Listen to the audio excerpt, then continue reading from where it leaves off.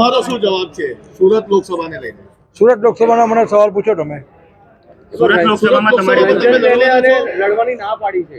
હું શું ચૂંટણી પ્રચાર કરી રહેલો છું, મારો ક્યાં પ્રશ્ન આવે છે?